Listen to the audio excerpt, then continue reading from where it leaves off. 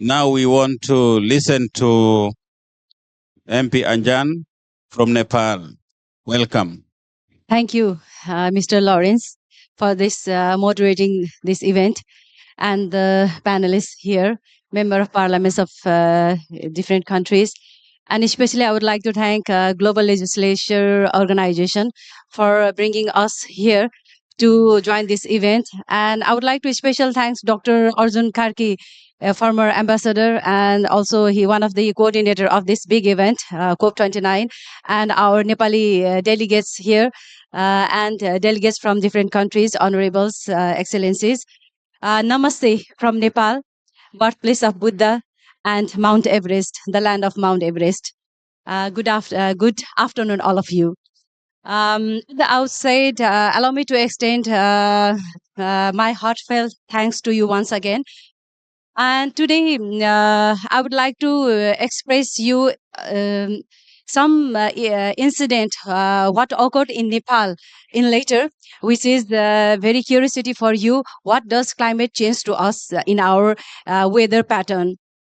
Um, and I am currently in the parliament as a member of National Assembly, and I'm a member of Development, Economic Affairs, and Good Governance of National Assembly, and also coordinator of Sustainable Development, which we are working on it. I would like to ask here, why does sea level rise? Why does sea level rise? It is when the ice and glaciers in mountains melt. Both are very interconnected. It is estimated two-thirds of Himalayan glaciers will be lost by 2100 AD under the current level of greenhouse gases emissions. Thus, this event is relevant as the climate crisis intensifies the need for a just and equitable energy transition from fossil fuels to clean energy has become increasingly urgent.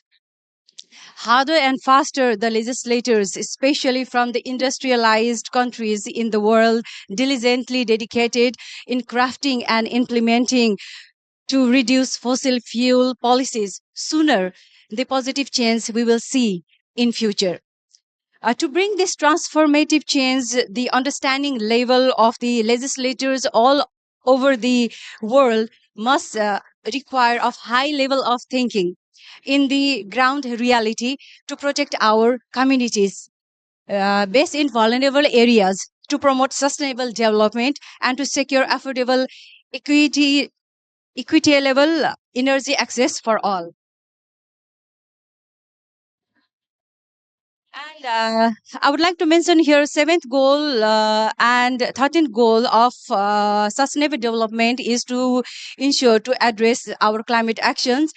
I wanted to recall here now some disasters occurred in Nepal in the last few months.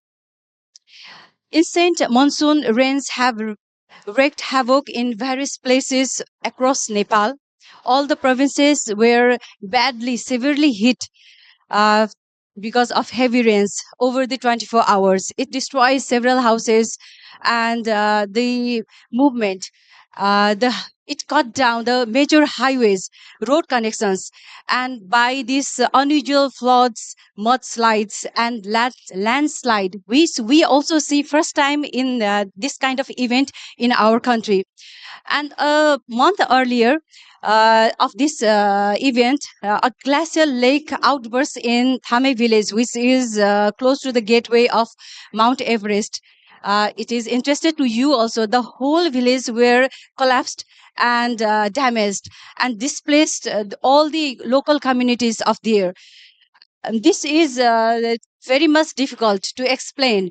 And hundreds of people died. People went missing, destroyed houses, schools, health facilities in the region, which has it not been recovered and restored.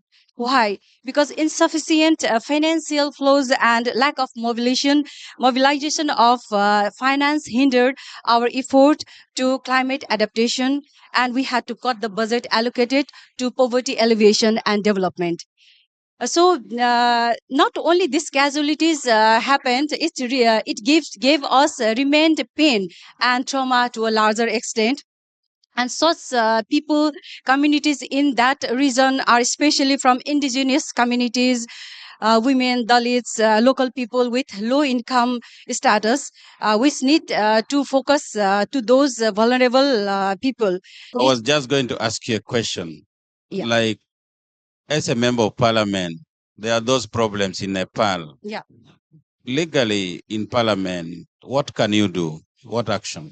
Now, this we endorsed one bill on renewable energy in the parliament, both the parliament, the upper house and the lower house, and we are working on it currently. We are currently planning to finalize this issue, and which will help us to reduce these fossil fuels. And actually Nepal is not under this focusing on the generation of carbon and fossil fuels, but we have lack in industries, and our plan is to reduce this fossil fuel. So our parliamentarians are working on it, and we are committed for to have global temperature rise within 1.5 degrees Celsius, and also zero carbon emission by 2045. It means like 5 years ahead than the global target. Very good. You want to continue and conclude? Yes, so I would like to highlight some few points that would like to urge you that we are organizing. Last time also we tried to organize, as I am a former ambassador, we tried to organize Sagarmatha Summit. That means the Everest dialogue. It is very important that what we I already urged before that what seas and the coastal areas and the high level mountains are interconnected, and we try to discuss this dialogue in our country, and we are doing this event in 2025. So we will have such kind of issues to be addressed in that forum also. And at the last, I would like to urge one point here before I conclude is the world should not forget that the process of turning the white mountains of mountain countries um, into black mountains will not only lead to crisis in those countries but also in the low coastal countries. It means that we need to produce more this alternative energy, moderate energy, renewable energies that we are bringing in our country. And we are, as a parliamentarian, this bill is totally focusing on it to produce more renewable energies in our country, and also to promote, basically is to promote, to produce energy the whole the across our country, and to survive for the people not only inside Nepal, for the outer zone also. So today, I would like to catch up this voice here through this forum. I would like to urge every one of us that save the mountain, save the earth, use only renewable energy, stop using fossil fuels. Last and importantly, climate finance to the victim countries like Nepal is must. Thank you. Thank you very much. Nepal. Hi. Oh, hi. My name is Michaela. I'm from Brazil. First, I'm great to see that the majorities are women in this panel, because I really believe that we we are the ones that are leading the climate change and in every part of the world. So sorry for my English; it's a work in progress, but I'll try my best here. So my question, I work in a project called Global Grow Creating Change. It's being implemented in Brazil, Indonesia, Nepal, and Uganda. And our goal for the next year is creating an agenda for uh, using the insights for these girls. How the parliament are open to receive the civil society suggest how we can work together, because what I heard is the lack of ambitions, the lack of will. So you need the people in your side with you to achieve the goals for transitions and just an equitable energy transition. So how you are preparing yourselves to receive our demands or demands for these girls? So that's my question. Thank you for your question. As per your question, relating and interconnecting between civilians and parliamentarians are very must. And we are so much interconnected. We do have 3 levels of government: federal, provincial, and local governments. And we 3 governments, parliamentarians and the mayors, the chiefs of the rural areas, they are very interlinked with the civilians. And 3 of us, usually we travel to see them, to meet them, to know the problems of them in the rural areas even. And when we have discussed this in our committees in the 2 parliaments, we invited civilians from their group for the discussions, to listen their problems and to address their problems for the solution. And even we usually move to them. We travel to them. We try to monitor the work, what actually it is happening or not in right track. So we do like that. And the newcomers in parliament, I'm just newcomer. We can see that in the national assembly, in our parliament, we do have of our constitution mandates 30% women parliamentarians should be in parliament. Because of that, in local government, we do have more than 40% women in that level. And in the National Assembly, I would say around 37% women are in the parliament. And we are taking this course, we are discussing in several issues, including this climate change. And regarding this climate issue, we are facing huge damages in our country. Uh, People actually live in this place in the lap of Himalayas, the highest Himalayas, Mount Everest in Nepal. They are displaced because of these issues, these casualties. And they are working in agriculture. Around 60% of our people working in the agriculture areas. And civil societies from different parts of our country, they are investing their investment in to save forest. And we do have now 46% forest we created.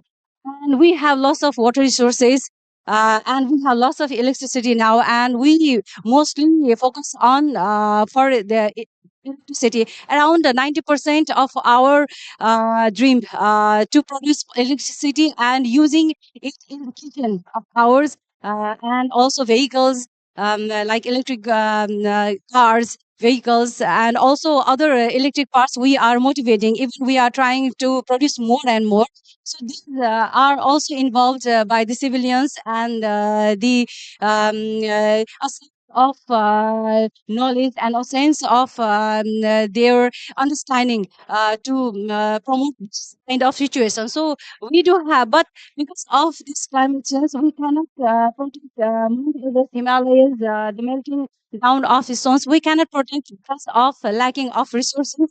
And due to that, even we trying to, our government is trying, parliamentarians are trying to focus to reside here in the surface. It is impossible for us. And they are moving, rather than doing agriculture and other businesses, they're in Nepal, and they are moving to developed countries, to other countries for their work and job opportunities. Then if they can live there in our country, they can save more and more in this moderate energies and alternative energies, renewable energies. So why the industrialized countries are just doing active work regarding this for funding such kind of victimized people in our country and other countries. So this is very important, and we are very much interconnected. We are trying to cope with this kind of situations in the country, working with civilians. Thank you. Thank you very much. I am trying to raise a larger question to you. First of all, I would like to congratulate all distinguished panelists, Honorable Member of Parliament, for your thought-provoking idea to encourage us, not only Member of Parliament, but also civil society and other concerned citizen of the world to challenge the climate change and also some alternatives. And to me, you are the enlightened Member of Parliament. But there are many hundreds of parliamentarians and also parliament in the world. They are not really very much engaged in this process. As a member of parliament, what do you suggest? How we can reach out to more and more member of parliament to enlighten them, not only the citizen and member of civil society, but also the member of parliament. They are very much preoccupied with their local constituent-based political agenda. But this is something that is very important, not only at the global, national, and provincial level, but also directly related to the life and livelihood of the ordinary citizens. And you have a very important role to draft and craft the laws and regulation of our respective countries. So it is very important for us to reach out to this very important constituency. I mean, the member of parliament who are not really very much engaged and enlightened to the importance of climate change impacts in our respective countries and communities. Please suggest. Thank you. Nepal, 1 minute. Maybe 2 minutes. Actually,